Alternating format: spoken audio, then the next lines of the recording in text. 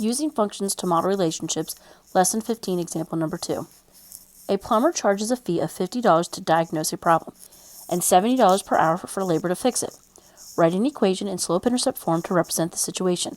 Identify the initial value, which is your y-intercept, and the rate of change, which is your slope of the function. Then graph the function. So this problem is asking us for two things. First, we have to write the equation, and then after we write the equation, we graph it. Well, we're looking for that key word of per. So right here, where it says $70 per hour, go ahead and underline that, and then double underline that word per. So our rate of change, which is our slope, is $70 per hour. That one-time fee is right here, which means our initial value, the y-intercept, is $50. So guys, what this problem is saying is you have a problem at your house with your plumbing and you call the plumber. Well, just for him to come over and say, this is what's wrong, he's going to charge you $50. And then to fix it, he's going to charge you $70 per hour to fix it. So it's a one-time fee of $50 and then $70 per hour to fix the problem. Okay, so we have enough information now to write our equation. So remember, slope goes in front of x, the y-intercept goes behind x. Y equals slope goes in front of x, the y-intercept goes behind x. So this is our equation for this problem, but we're not done yet. It says that they also want us to graph the function. Well, starting the graph is very simple because we know that the initial value, the y-intercept, is 50. So I'm going to come and I'm going to put a point on the y-intercept. Remember, this is your y-axis. So on the y-axis, I'm going to put a point at 50. However, our slope is going up 70 over 1. Well, these lines are not going up by 70, they're going up by 50. So we don't know exactly where to put a point. So what we're going to do is we're going to take numbers and we're going to plug them in for x, and we're going to find a value. If these are going up by 50, we're going to find a value that's a multiple of 50. All right, so we're going to find another point to graph. We're going to write that over here. Find another point to graph.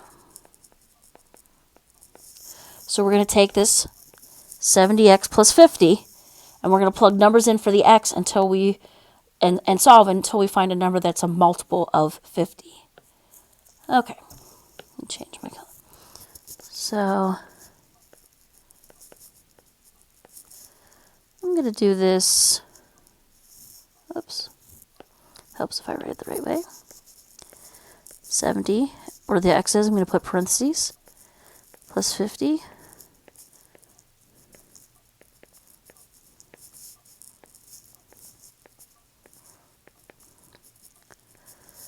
Let's start with those three first. So we're going to put in 1, 2, and 3. Excuse me. So 70 times 1 is 70, plus 50. That gives us 120. 120 is not a multiple of 50. 70 times 2 is 140. 140 plus 50 is 190. 190 is not a multiple of 50. 70 times 3 is 210. 210 plus 50 would be 260. That is not a multiple of 50. So we're going to keep going. So now we'll do 70 times 4. 70 times 5. I'm going to move this down a little bit since I don't have much room. All right, let's do these two first.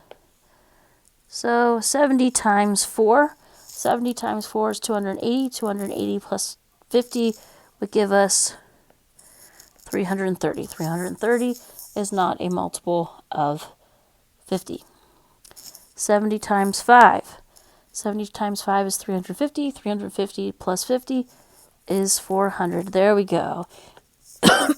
There is our multiple of 50. So we're going to use the ordered pair. The x is 5.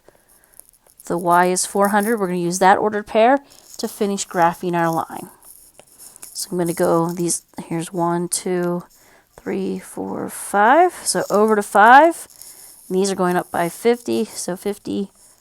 This is 100, 200, 300, 400. So over to 5, up to 400. Put a point.